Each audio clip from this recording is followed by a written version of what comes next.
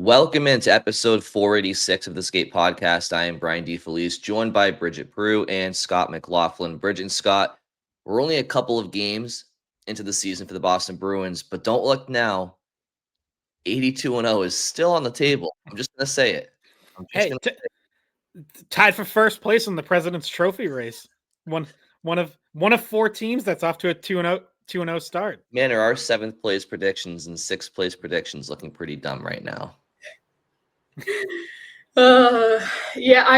Yeah, sure. However, failed to mention that at least the second game was against the Chicago Blackhawks, which should be a winnable game for a the good Chicago Blackhawks, who went toe-to-toe with the two-time defending Stanley Cup champion Florida Panthers.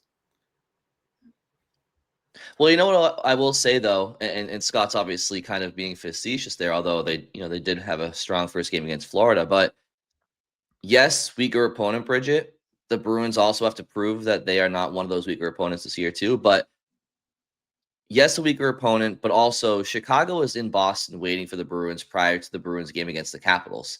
They got in late last night or the night before at like 2 a.m. So yes, it's a weaker opponent, nice opponent to have in your home opener, but circumstances weren't in Boston's favor heading into that game, and it probably explains away some of the sloppiness throughout the game, although they did find a way to get the 2 points. Yeah, and controlled play for a lot of that game after an opening night win over Washington, where Washington was the team that controlled play a lot, even though the Bruins came away with the win. Obviously, they did not land a lot of shots on goal in that game, 16, I think. Then they more than double it against Chicago, 33. And at the end of regulation, it was pretty lopsided for the Bruins. Chicago got several in overtime. But I thought, given everything, like you said, back to back, Chicago was already here waiting. I think that was still a pretty encouraging win. And quite frankly, like with where the Bruins are and the season they're coming off, every win right now is encouraging. Like, just build up as many of these as you can to start to build some confidence. And I will say, I think what you saw secondary scoring wise was still a question after the first game, and you got some of it in this game, which we'll get into. And I know this isn't our opening shift either, but goaltending was good both games. And you started Swayman in game one and Korpisalo in game two. And everybody seems to like what they've seen from both of those guys in the early going. So that's a positive that we'll get to throughout the episode. But opening shifts, I think we're going to start with the negative. Scott, if you want to go first. Well, it looked like a negative, and then this ended up being an encouraging update after the game, and that was Hampus Lindholm left midway through the first period, about 12 minutes into the game. Finished the shift, didn't really seem to be anything obviously wrong, but he kind of talked to the trainer on the bench and then went down the tunnel and did not return. Bruins announced, I think at the start of the second period, that he was done for the night with a lower body injury. And obviously that immediately sparked fears that this was going to be something serious, that maybe it was related to his fractured kneecap that ended his season last year. So even as the Bruins put together this exciting win, Fraser Minten in overtime, I think Bruins fans are kind of waiting anxiously for the post-game update. And fortunately, it was an encouraging update from Marcus Sturm, who called it a minor injury, said, that they'll know more on Friday. He's going to get more tests done, but they don't think it's anything serious.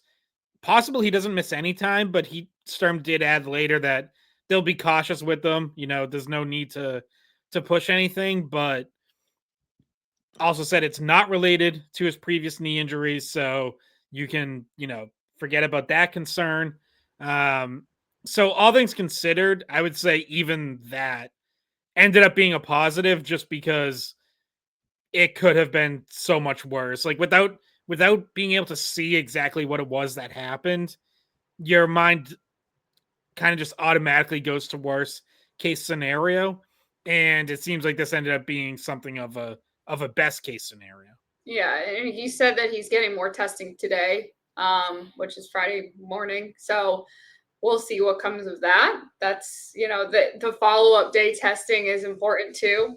So we don't have a full answer, but yeah, when he said it wasn't related to the original injury, I was like, okay, well, that means at least there's that, because that was obviously a very serious injury that kept him out for a long time, including he didn't really get back to practicing until the off season, the way he would want to. So I was like, oh no, is the screws in his knees coming loose or something?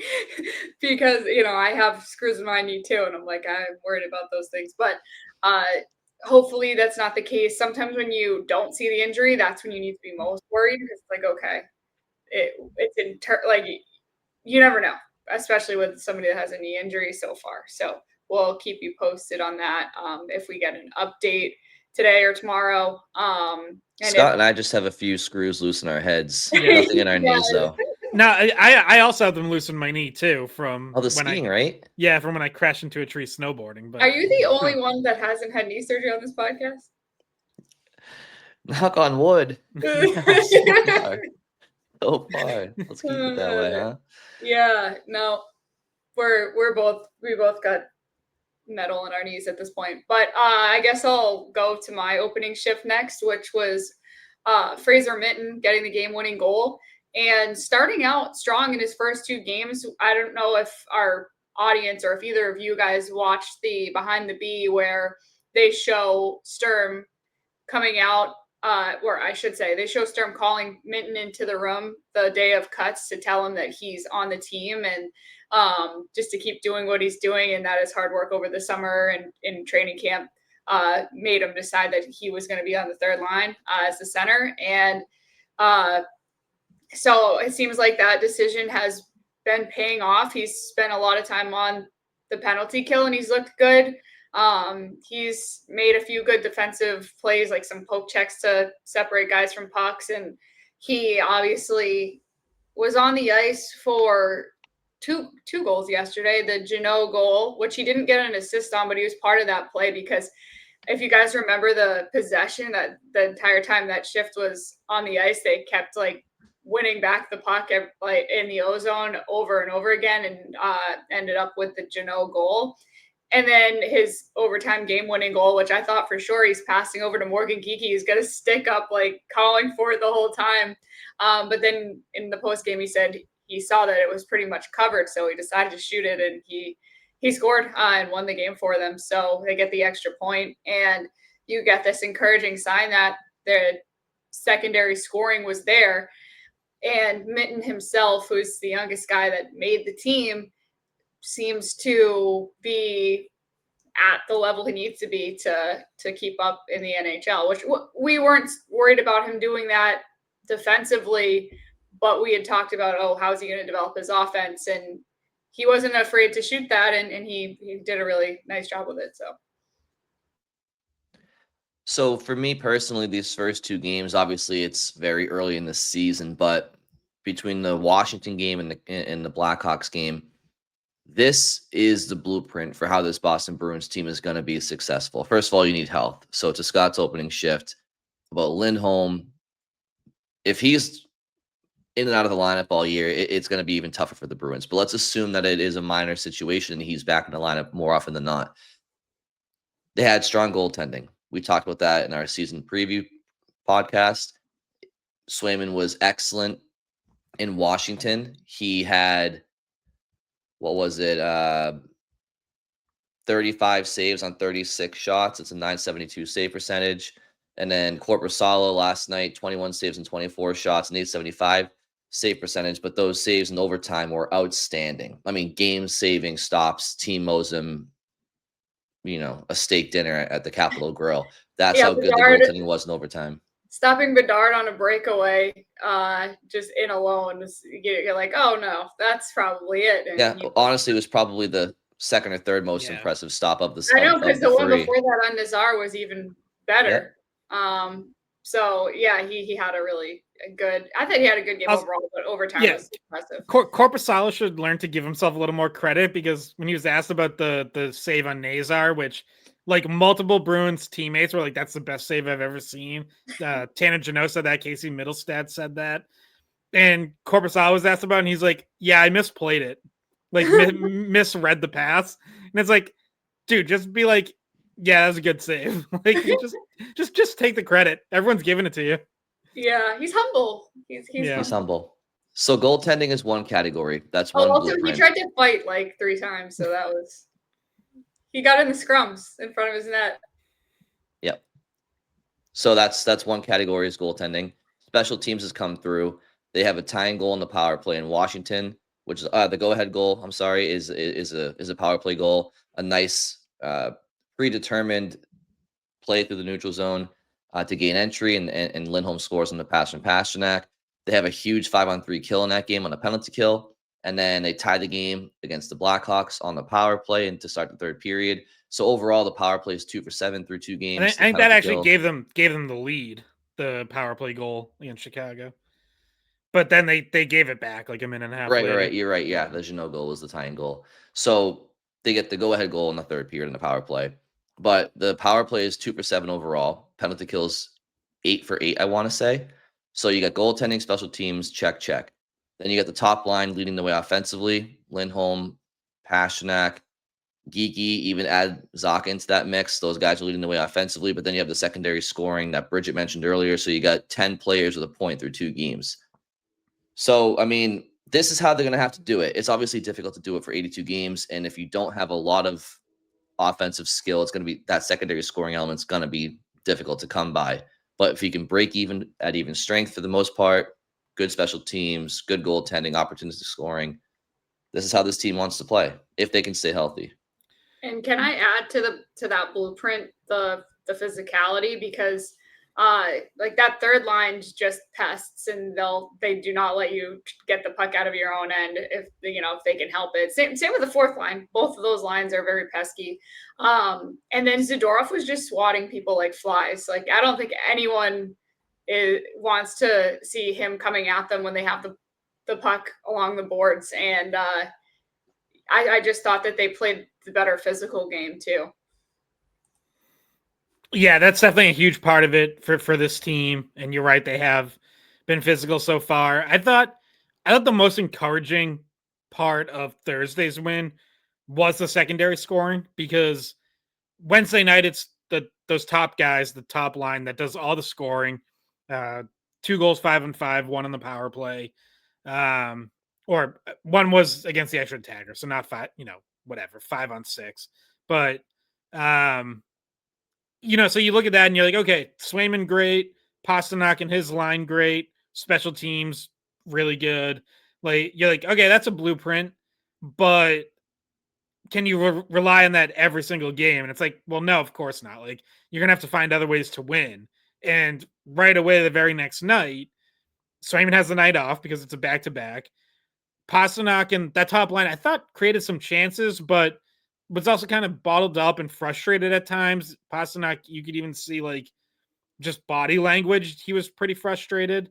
So not as dominant a night for them. You needed other guys to step up, and they did. Your second line breaks through early in the game to open the scoring. Just good work by all three. Like, Pavel Zacha starts it with a great back check to break up a Blackhawks chance. Victor Arvidsson dangles around Artem Levshinov and then throws the puck to the front. Middlestad ends up knocking it in. Arvidsson unfortunately doesn't get an assist because I guess they ruled that possession had changed. Grzelcyk kind of briefly handled it right there on the crease for Chicago and then lost it. But then you get the third line involved.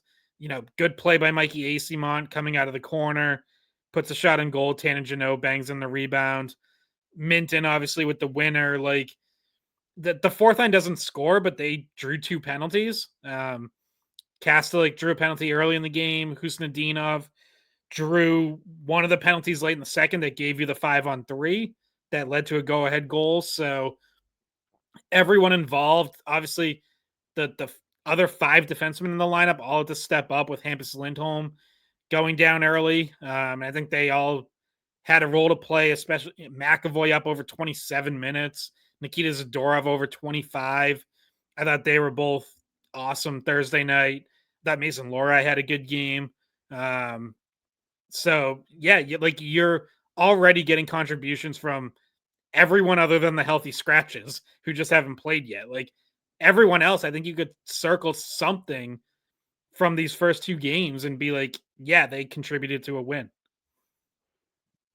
Yeah, and like you said, it really has been up and down the lineup outside of the fourth line scoring, and that's encouraging to see because we've said all along that there's potential with these players in this team, but they're not proven enough. So we have, and to this point, 2 games in, they're still not right. But yeah, if Fraser Minten can be somebody who does give the Bruins 30 plus points, if Tanner Jeannot and Mikey Eyssimont could be guys that give the Bruins 20, 25 points, like okay, like that's a mid-tier third line, right? And on the second line, first of all, when I watch Victor Arvidsson play, I feel like I'm watching him on a 10-year-old on a slip and slide in his backyard. He's always on the ice. He's always on the ice, and most of the time it's just like him diving for things or losing his. I don't know what he is, but I feel like his feet move faster than his mind. I think like him and Mikey Eyssimont, they both have like a little bit of like a wrecking ball. Who's the Mighty Ducks guy who can't stop? Luis Averman? Mendoza. Oh yeah, it's a Mendoza. Yeah. Yeah. Yeah, it's like, yeah, they're just like flying around, and it's like they end up in these violent collisions, and they're sliding all over the ice, and it's like, I don't know. Hey, listen, as long as they don't get hurt, then I guess it's cool. One player on the second line though that he gives, then he takes away is Casey Middlestad. Now, Scott, you mentioned him going to the net the other night and scoring that goal last night, and that's great. It's where he has to be, and he makes things happen on the power play when he has opportunity. But man, that goal, Boston takes the lead early in the third period in the power play, and then it's a nothing play. You're 200 feet from your net. You're down low in the offensive zone, and the puck just rolls off his stick. And it's not the first time I've seen that happen. Sometimes it happens in the neutral zone. Other times it happens in the O zone. But for some reason, Middlestat, I don't know if it's a confidence thing or whatnot, but for somebody with such gifted hands, the puck just rolls off his stick sometimes. And in this situation, it rolls off his stick and the puck goes the other way. And that's not even the mortal sin on the play. The mortal sin is him changing on the back check. And I know that sometimes it's like, well, he's changing and then the guy's hopping into the play more closer to the play anyway, so it's not that big of a deal. But it's more of a principle thing. Like you just don't change on the back check when your team has less numbers and then the Blackhawks score on that play. It makes it tough for the guy hopping on the ice to join the play that quickly. So I didn't like that play by Middlestad. Again, those are the question marks, especially with him in particular, that time will tell. But if it feels like this could be who he is. It's who he's been before he's came to Boston. What have you guys made of his play early on the first couple of games and even preseason if you want to extend it backwards a bit? Yeah, I mean, you're going to need more. I thought that line was really quiet Wednesday in the season opener. They didn't even get anything close to second line minutes. Zacha did because he's involved a lot in the penalty kill and the top power play unit. But Middlestad was like 12 and a half minutes and Arvidsson was under 12. Like those are bottom 6 minutes. And I think you will see Sturm kind of use them in a reduced sheltered role when the Bruins are protecting a lead. Like that's going to be the line that he trusts the least when the Bruins have a lead. So, Thursday's game a little more back and forth, so their minutes went up. I think Middlestad was over 16. But yeah, even within that game, it required Sturm changing things up. That they get off to the good start, they score an early goal. Then they kind of do a whole lot of nothing for a long stretch. Sturm decides to flip Zacha and Middlestad. He puts Zacha at center. Middlestad moves over to the wing, and it's like that's happening in game 2 of the season where Marcus Sturm is already seeing things he doesn't like from Middlestad as a center. And he, Sturm had talked about in training camp, like he likes Zacha as a center. He likes the work that he does. And I think the thinking was Zacha can go to the wing and Zacha can play anywhere. Like he's a Swiss Army knife, so you can move him around. Middlestat has kind of only ever been a center. So I get that, but now here you are, game 2. You're already changing it up because from Marcus Sturm's perspective, he's like, well, the center on that line is more important than the left wing. So I'm going to put the guy I trust more at center. And we'll see. We'll see if he sticks with that going forward. Yeah, I did think that was interesting. And the comments after the game was just that he wasn't seeing enough from them. So that's why he switched it up. And I don't know. I want to get you guys' thoughts on Arvidsson so far, because to me, at least Thursday, I felt like he was pretty quiet. And one of the less noticeable players. I don't know if you agree with that, but I just didn't really see him getting involved in too much. I love his compete. I like his effort. Like I'm never gonna knock him for his effort or lack thereof. I kind of joked earlier. He does have trouble staying on his feet sometimes. Like it just is what it is. And he's a smaller guy. And like to the point that Scott said earlier, like a minute ago about switching Zacha and Middlestat, that line just seems unbalanced to me when Middlestat is the center, because between Middlestat and Arvidsson, I don't love that defensive pairing. And at least if Zacha's in the middle of the two of them, it kind of spreads Middlestat and Arvidsson away from each other on the ice. Like I don't like them so close to each other so often, especially in the D zone. I know the way structure happens in systems, like guys are moving around constantly anyway, so it's not like traditional back in the day, like centers in the middle of the ice always, and the wingers in the board. It's guys are always kind of interchanging out there, especially in the offensive zone. But I don't know. Scott said it before the season. I felt this way too. I don't love that trio. I don't see them. I don't love the concept of them. It's not like through 2 games I know what they are exactly, but something just seems off. If Zacha's in the middle, I think I like it better. But to your question, Bridget, about Arvidsson, I don't know. I mean, he's kind of who I thought he was so far. Maybe less shot generation so far from him than I like to see. Yeah, I think it's been. I mean, look, a nice move on the rush to set up that first goal. So, like, I think that's kind of what you're gonna get, though. Like, as from Arvidsson and Middlestat in particular, is there is some offensive creativity in those guys, and they're both fast. They can use their speed, but that's gonna be once in a while. That's gonna be the occasional stray shift, maybe once or twice a game. And then the rest of the shifts are going to be quiet. And you're just going to kind of hope like they don't get exposed defensively. And that's what concerns me, is like, that's not really the recipe for a really good second line or even an above average second line. So I still have a lot of skepticism in regards to what that line can be and how effective they can be. But you just hope that some of these moments of offensive creativity outweigh, the 3 times in a row that they're going to get pinned in their own zone and they're kind of chasing play. Sorry. I was going to say just quickly, he's got 1 shot in the first game and 2 shots in the second game. To your point, Brian, that we thought that the shot generation would be, just based on what we saw in training camp and what we know they brought him in for, just be a little higher than that. Yeah, and I guess it's better than nothing. And I'm not sure what the shot attempts are for him, but yeah, I mean, just with him in general, it's just like he, from much of 2017 to 2022, 2021, like Arvidsson was scoring like a true top 6 forward in this league. I mean, he had some 60-point seasons, some high 50s, high 40s, whatever.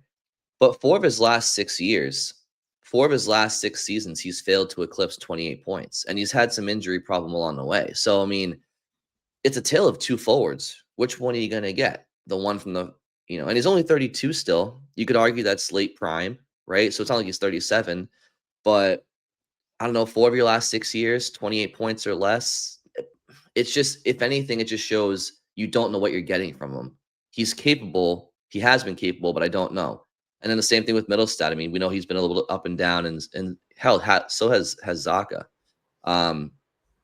So yeah, we'll see how much runway those guys get. Like I don't think, like Johnny Beecher and Jeffrey Viel, which is kind of probably, or VL, it's kind of the issue that we talked about with them both being the extra forwards. Neither one of them is somebody who's going to plug into a top 6 role if somebody struggles.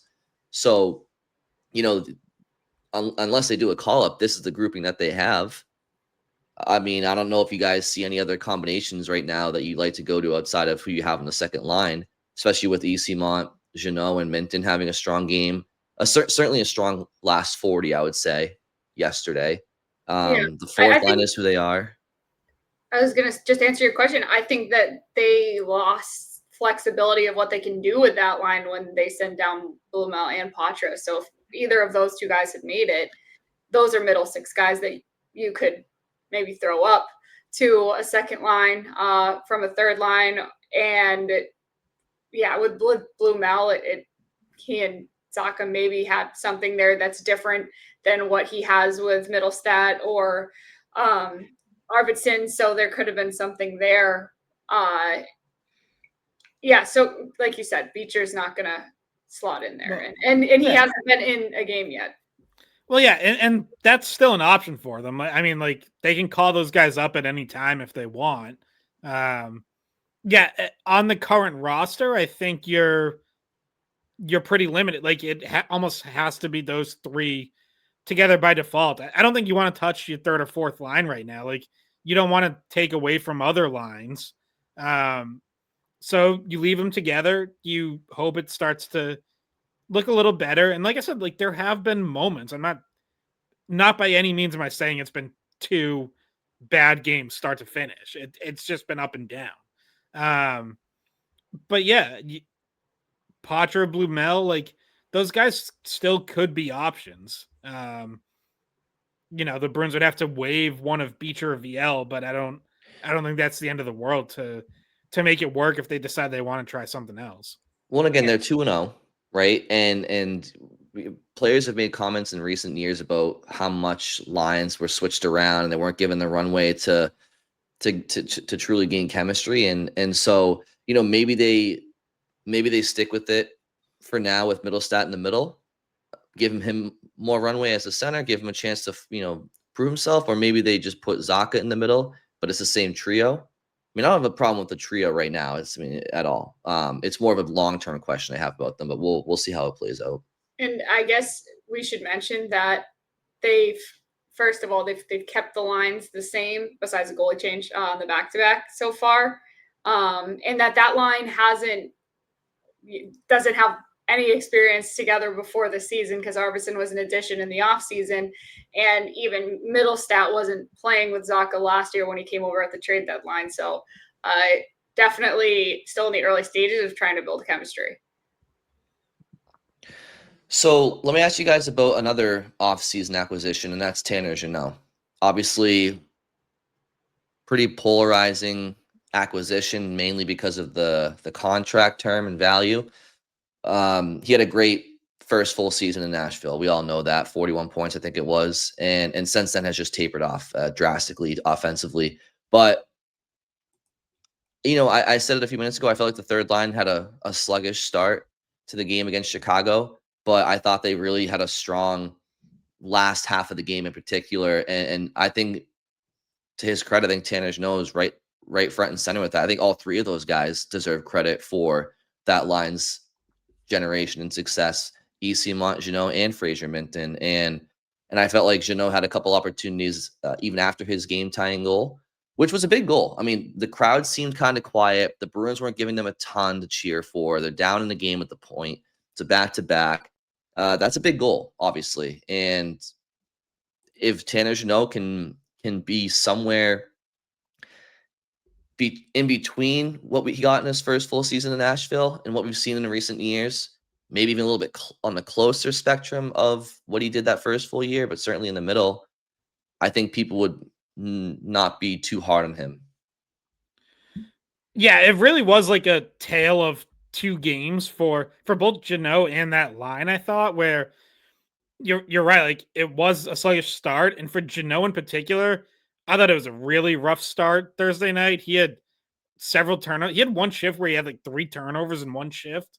He had 2, like, to me, surprisingly soft plays on the boards coming out of the D zone, where it was just like he kind of just tried to like soft chip instead of controlling the puck and like taking a hit, which is what I expect Tanner Jeannot to do, given his physicality and strength.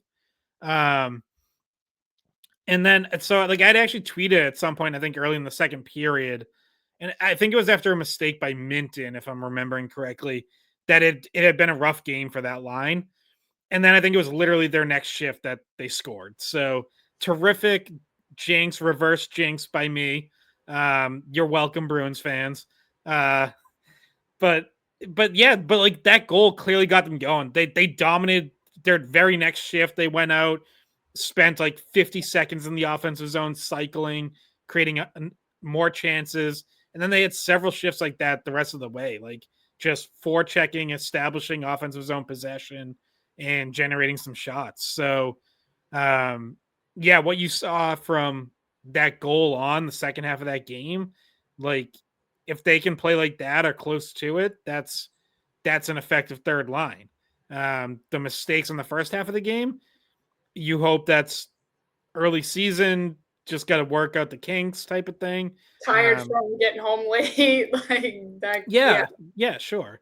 Yeah, I mean, you and I, me and Scott sit next to each other at the Garden, and I had leaned over to Scott.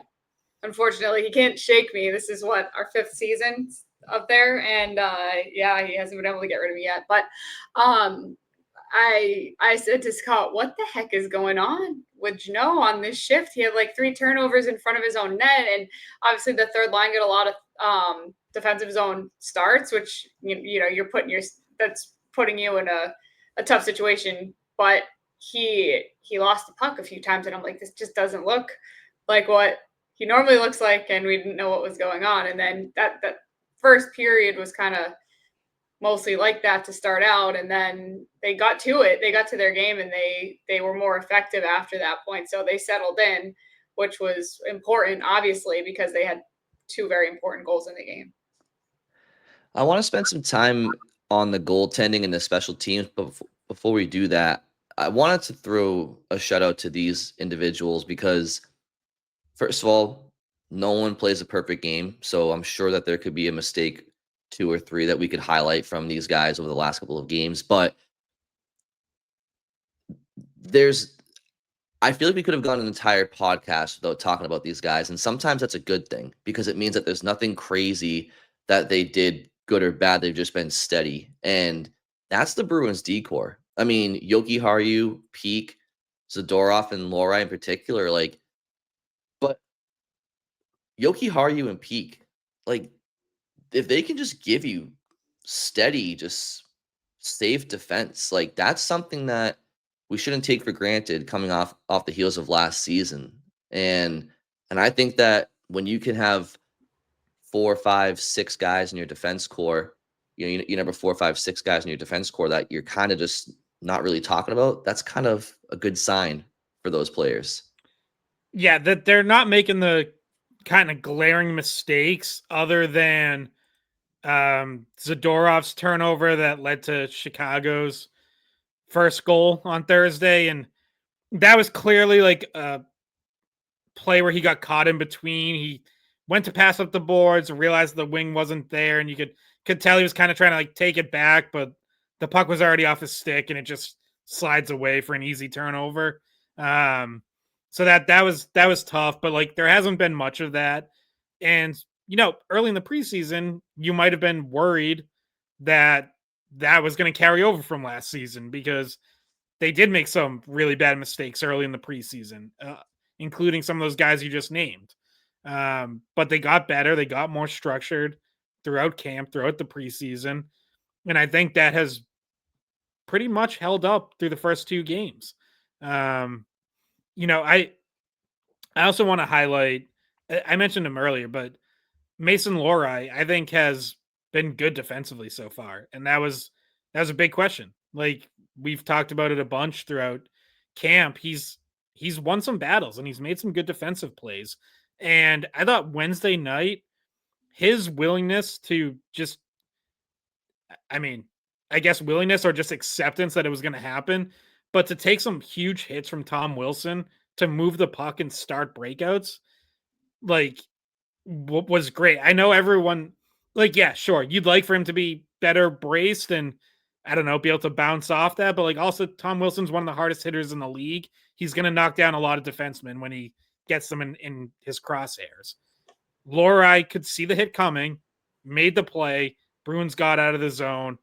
Yeah, he ended up on his ass, but like, I looked at that as a positive. I was like, you know what? If Mason Lohrei is willing to take hits to make plays, like, that's an encouraging sign for me. And by the way, he's not gonna have to go against Tom Wilson, uh, 80 out of 82 games or whatever. He's not gonna be facing him. So it does get easier.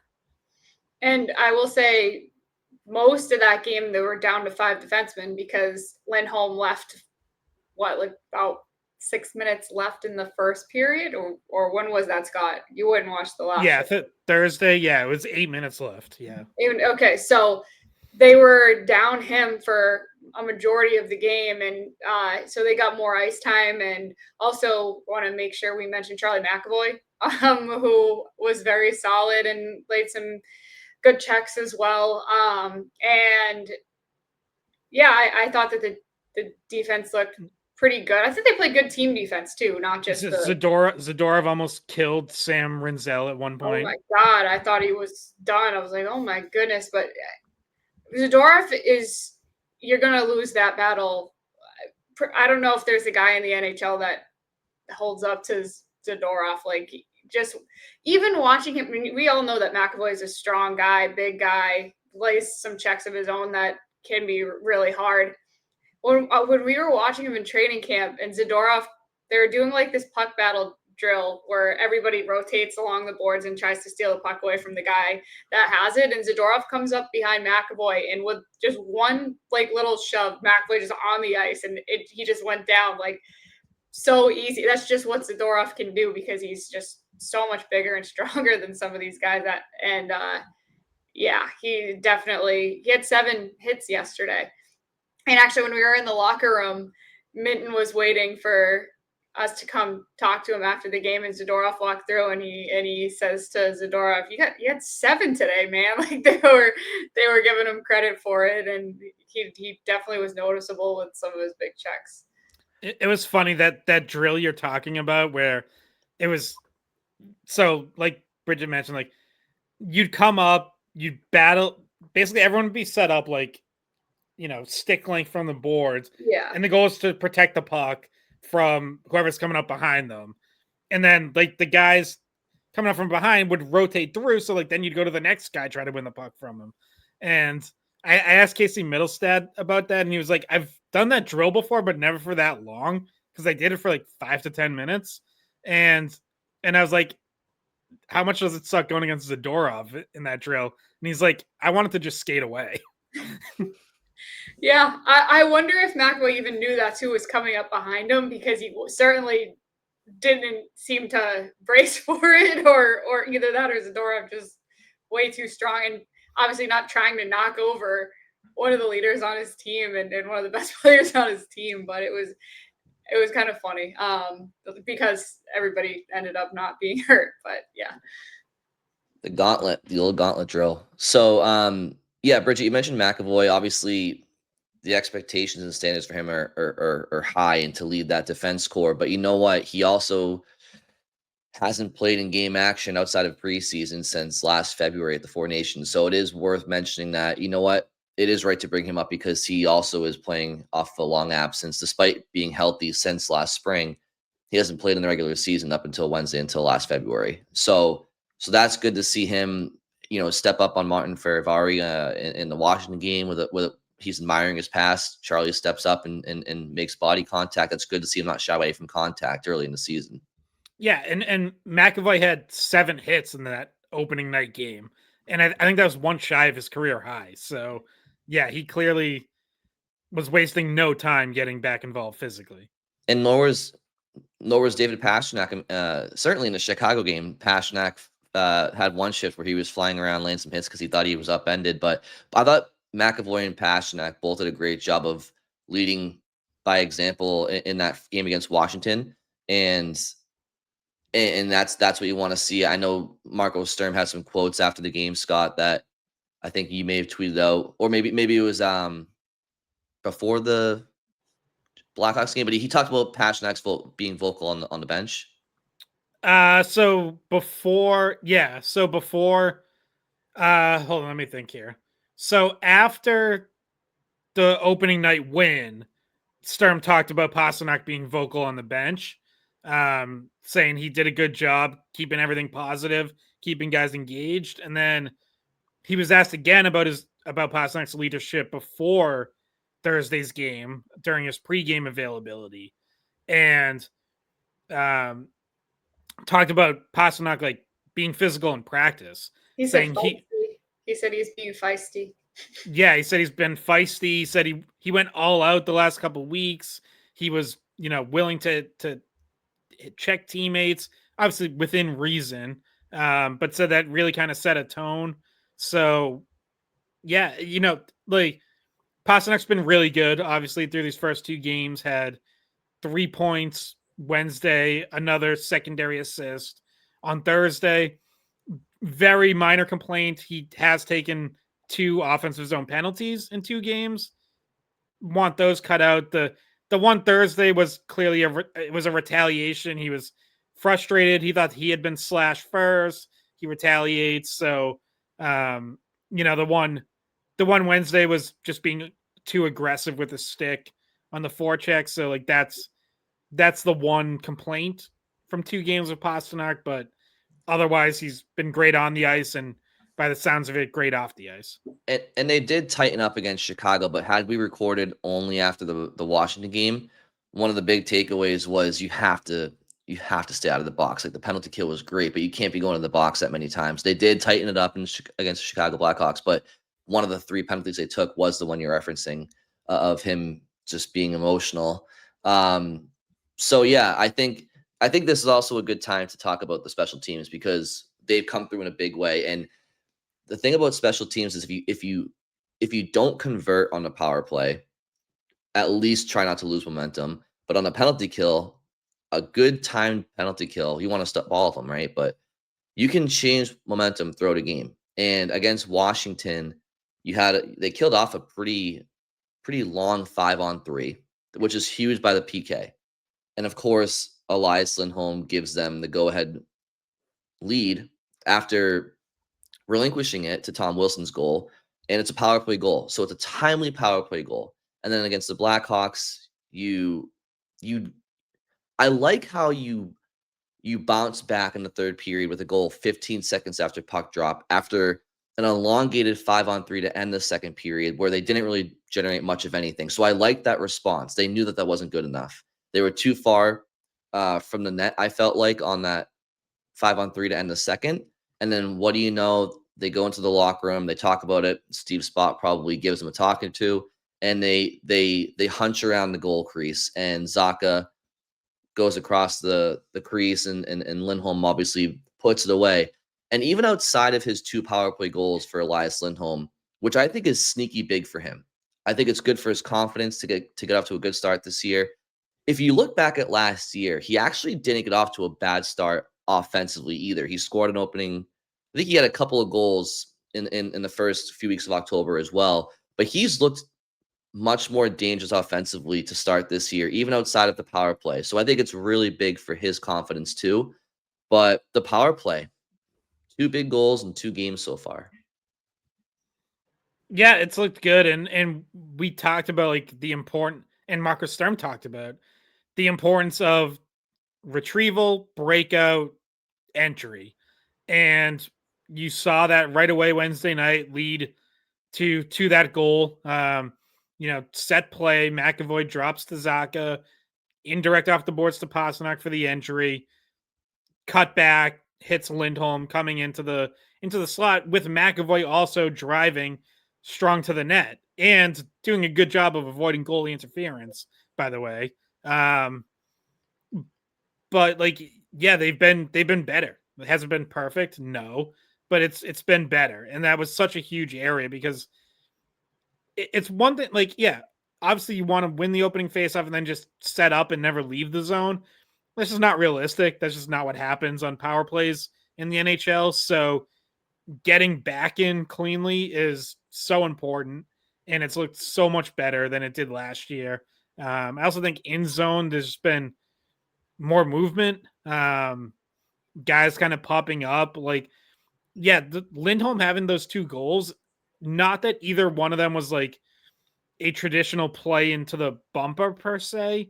It wasn't like the pass into the bumper, quick one-timer that we saw from Bergeron forever. But getting something out of that bumper position, like all last year, whether it was Lindholm or they changed it up and would try someone else, it's like they never got anything out of whoever was in the middle of the ice.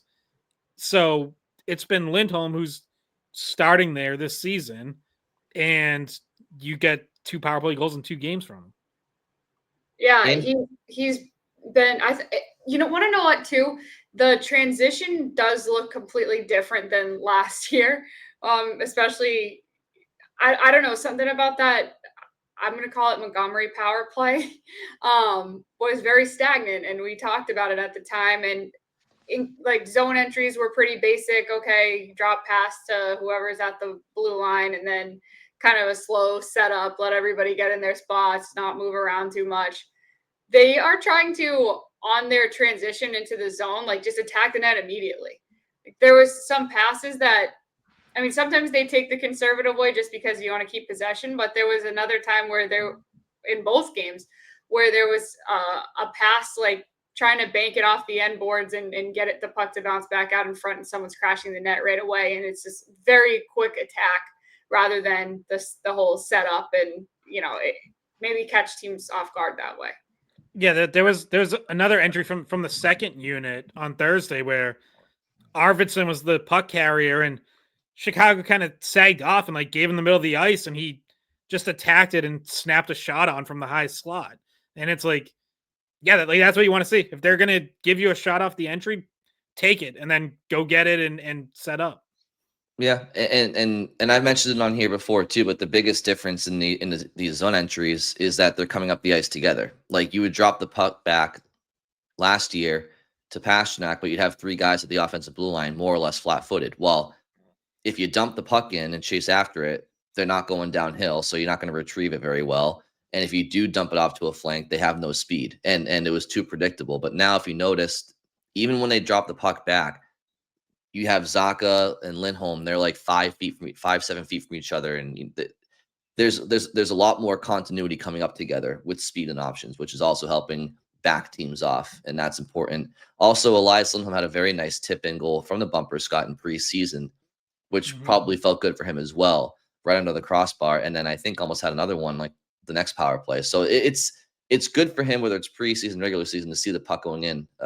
That's big for him. Before we, quickly, I was going to say that they're also, I see them doing a better job on like neutral zone regroups too. Like not even like the puck cleared all the ways down, full ice. Like that's one thing, but also like puck pops out to center ice. Okay, how do you get back in the zone without completely regrouping? They look like a team that has a plan this year, where it's like, okay, someone circles back, they're going to get it to him, and then there's an entry play.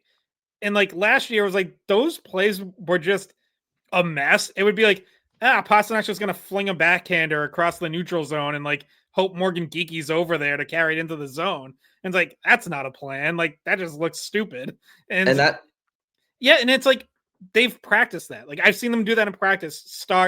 They've done the full ice drills. They've also started at center ice or at their own blue line in some of these drills. And it's so weird to like think back to last year. And I'm like, I can't remember them practicing that last year. Like they must have at some point, but it certainly wasn't with any regularity. Like I was at most of their home practices last season, and I'm like, I bet I could count on 2 fingers the number of times they did full ice power play entries. Like it's shocking to think back on. I was just gonna say, Scott, they all of their power play work was in zone, and And I'll tell you right now, it sucked. Even they barely got shots through in practice, and it led to a lot of frustration. I commented on it last year to you guys. Like you'd see Pasternak and McAvoy kind of like having moments where they're just like frustrated with each other, and there was one practice where I remember Marchand had to kind of come over because the power play unit was so frustrated with each other that Marchand kind of came over and had to like calm people down and bring some perspective. But yeah, I've seen it. We've all seen it in training camp practices as well. They've been working on quick ups, whether it's 5-on-5 or special teams. And it's amazing what practice and preparation can do. And it just kind of speaks to how last year, from the coaching staff down to the very last player on the roster, it just felt like the whole team was just off last year and on their own. I don't know. There just wasn't a lot of continuity. I can't really describe it other than that. But speaking of one of those players who wasn't part of that continuity, who we hope can be this year, is Jeremy Swayman. And I thought he looked really solid in that first game. Obviously, 35 saves, 36 shots. I don't think he was tested the way Korpisalo may have been tested in overtime last night, but he was just positionally sound. And man, that's great to see. And I know it's one game from Swayman, but he also had a good preseason. He was there for all of preseason, and hopefully this is a good sign for their goaltending too. Yeah. I thought also Korpisalo wasn't just tested in overtime too. Like there was that last penalty kill the Bruins had. He had to make a few really good stops, and then also to start the game off those. We were kind of talking about the Jeannot turnovers before, like that shift. There was a bunch of turnovers that just ended up with point blank chances that Korpisalo stopped. So like he's stopping that momentum swing early in the game from giving up an early goal and being down mentally after something like that, if it happened. And yeah, I mean, and he had a great preseason game too. His last preseason game, he looked phenomenal. So the goalie tandem that they have, it's looked good so far. And I was going to say they'll have to lean on it as a tandem more than they did last year, I think, because of the condensed schedule with more back-to-backs, with the Olympic year kind of pushing the schedule to be tighter so that they can have that time off in February. And hopefully this year, and Sweeney mentioned it at the end of season press conference last year, that he thought maybe they didn't split the goaltending the way that they should have, and maybe given Korpisalo more time in net. And I think that this kind of layout of a schedule gives them that naturally. They have to kind of do that. So maybe that keeps Swayman fresher. Maybe that when Swayman was in a tandem, more of a tandem role with Ullmark, we know how good his numbers were then and how well he played then. So maybe this is also a positive change for the goaltending situation. Yeah, I mean, they have 3 back-to-backs the first 3 weeks of the season, and there's going to be more of those, like you said, because of the Olympic year. So I think it's 13 games in October in like 22 days. I heard Razor was on our afternoon show on Thursday, and he was like, yeah, I would bet those 13 games go something like an 8-5 split. So, not a true 50-50 tandem, but certainly more Korpisalo than we saw last year, where especially early on, Swayman was getting like 4, 5, 6 starts in a row at times. And, we talked about, we were like, I don't really know why, like he's not earning that many starts in a row. But this year, like that's just not even going to be an option because he's not going to start both of those back-to-backs just for starters. But he was excellent on Wednesday, Swayman. Korpisalo, yeah, he was good in regulation and then excellent in overtime. But yeah, those guys both finished the preseason strong and then carried it over. So you hope it continues. Obviously, as we've said, like Swayman in particular, that's arguably the single most important piece of the puzzle this year. You need him to be a legit number 1 high-end goalie. So Wednesday night, really encouraging start on that front. Yeah, and this team, they had a great training camp. We've given them credit, and it just, they weren't a team that could get off to a bad start. And so if this team is to have a good year, or a year that they want to at least try to make the playoffs, they need to have a good October, and they've gotten off to a good start this October. And so they deserve credit for doing so because it's not a guarantee. And if they lost these couple of games, it's just, I know it's only 2 games, but last year they were last in the Atlantic Division at the end of October. So they were battling uphill to start last year. And going forward, you have Buffalo on Saturday, but 5 of their next 8 games are against either Tampa Bay, Vegas, Colorado, or Florida. And then the other games are Buffalo, Utah, which has better expectations this year. Anaheim has higher expectations this year. And then you finish the month with Ottawa, who was a playoff team last year, New York Islanders, and then Buffalo again. But it's a good start to October so far, and it's important because a lot of the next 10 games are against some good teams. So it's yes, Chicago's not a great team, expected to be a great team, but it was a back-to-back, and they got to 2 points. And truly, for this Bruins team, the 2 points is all that matters this early in the season. So it's a good start, and let's hope that they can keep it going. Can I just ask Scott one last question here? How was the popcorn time experience, game 1? It wasn't good, honestly. I think TD Garden's gotta step it up. That was preseason popcorn. That was not regular season caliber popcorn. Well, what's the distinction between preseason popcorn and regular season popcorn? But more butter. It lacked both butter and salt. It was just very plain and a little stale. Yeah.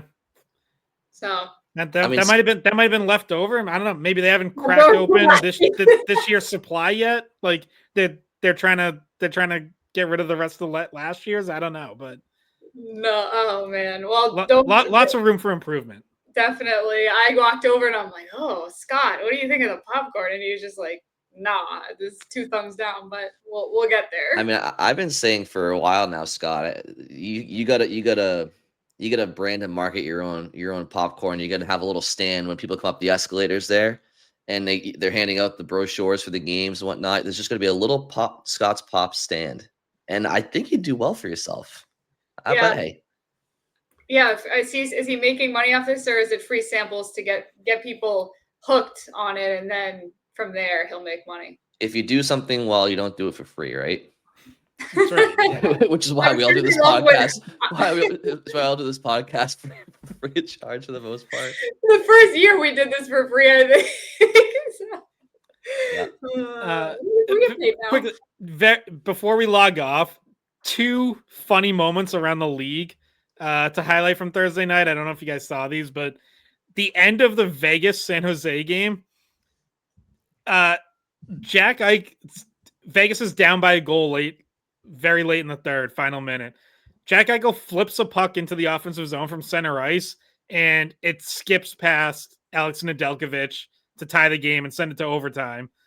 And then in overtime, Nedeljkovic comes way out of the crease, like out to the blue line just about to play the puck, and fires it right into a Vegas player, who then just hands it to Riley Smith for the easiest empty net goal ever. And like, there's a funny photo that I retweeted.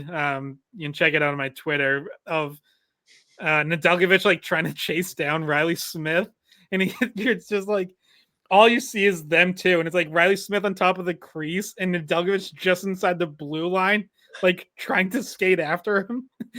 I just love it, yeah. And then the other one, the other one was in the Columbus-Nashville game. It was Dante Fabro, now with Columbus, formerly with Nashville. It was his first game back in Nashville, so they gave him a tribute video, but he was sitting in the penalty box for it. So he's just like waving to the crowd from the penalty box. That is funny. Like moments like that. Yeah. That's why we need the season to start, because we can get these fun, lighthearted moments throughout the year. Yeah, rather than the extreme chaos that was the preseason between Florida and Tampa Bay. But also, guys, I don't think we mentioned this because you just mentioned Eichel. We had talked about him as like an option this offseason. He's already signed an extension. So there goes that. That was the like extremely optimistic idea that they could get him next year when he became a free agent is already off the table. Yeah, anybody who thought that was likely was, I love their optimism, but I was gonna say maybe it wasn't that they thought it was likely; they're just really hoping for they wanted it. I may have been one of those people, but anyway, it's not gonna happen. Yeah, I just think with the cap, it's teams are gonna have more of an opportunity to retain their best players, and I really think that you'll see if a player wants to change the scenery, that's the guy you got to try to target and whatnot. But Scott, did you have any thoughts on Eichel? No, not surprising. I think I had been predicting for a while that he would re-sign there, and I thought it would be before the season. It ended up being like literally hours before Vegas's first game. But yeah, he signs. Kyle Connor re-signs in Winnipeg. I don't remember if that was before or after our last episode. But yeah, like these guys are all signing. So now it's you kind of look down the list and it's like Martin Necas, who we've obviously mentioned a bunch, Adrian Kempe with the Kings. It's still without a deal. It seems like there's been kind of a pause in those negotiations. So you're not completely out of options if you still want to have that dream that either the Bruins sign someone next summer or even trade for them during this season. But yes, as expected, as I warned people all along, like that list is going to get a lot shorter than it once appeared. And of course, an internal addition the Bruins hope to have at some point in the next calendar year is one Jimmy Higgins, who's he's had a bit of a slow Bridget. If it's gonna be a Boston athlete, it's got to be as Boston sounding as possible. Okay, Jimmy, hey Jimmy. A little bit of a slow start through only 2 games for him, and I only mentioned this because college hockey obviously is only a 35 to 40 game season, depending on how far you go, and I'm not comparing players, but Gavin McKenna, he's had a pretty electric start over for Penn State, so it's a little noticeable that Higgins has the 1 assist through 2 games, but I don't know if he's looked. He's got two assists now. He assisted on the empty netter. Okay. Thursday. Oh, I fell asleep before that. Okay. Yeah. It is important to remember the non-conference part of people's schedules are so different. Like sometimes teams start off against really the worst of the worst teams that they could play, and they run up their stats. Like they'll have like a 7-point weekend against a team that they would otherwise never play during their Hockey East schedule or during their conference. But other teams choose to go against ranked opponents, try to get their pairwise up. That's what BC did. So, definitely. Sometimes the scores in the first weekend look like all over the place because you're either picking the hardest possible team to play against I should say NPI now. It's not the pairwise anymore. Iron sharpens iron. Yeah, exactly. And it makes, if you can win those games, you have a better chance of making the playoffs. It's very calculated because you have to be strategic in your non-conference schedule because you don't get a lot of those games, and then you beat up on your own conference during the majority of the schedule. So anyhow, yeah, couple very quick college hockey notes here from me. So, Good Friday night coming up. BC is at Minnesota again. You can watch BU against Colgate with Bridget, part of that broadcast, obviously. Providence and Roger McQueen hosting Michigan. Another big out-of-conference game. That's on Nesson. Yep.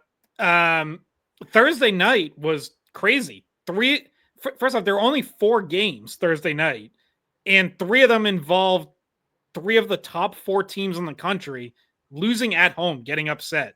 UNH beat Michigan State in like the final seconds, scored with like 3 seconds left in the third.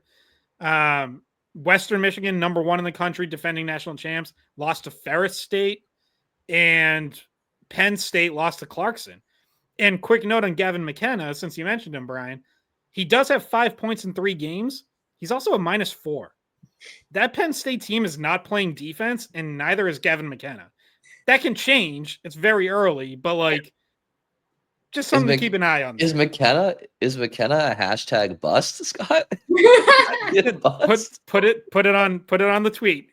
Cut that video, send it out. He's doing McLaughlin what calls he can. McKenna a bust. Yeah, he's doing what he can to try to see if he can decrease his draft stock enough for the backup. Right. Yeah. Don't you want McKenna available at 5th overall for the Bruins? Right. No. Well, hey, not the way they're going. President's Trophy bound right now, That's right? right. 2-0. So, all right. Well, that'll do it for this episode. Thank you all very much for listening. Have a great weekend. We'll talk to you soon. Hey, guys. Thanks for watching the Skate Podcast. If you want to see more of our videos, visit our playlist. Not in front of a screen. You can listen to us on Spotify, Apple Podcasts, or wherever you get your podcasts. Don't forget to follow us on social media. And if you enjoyed this video, please don't forget to give us a thumbs up, subscribe to our channel, and leave a comment.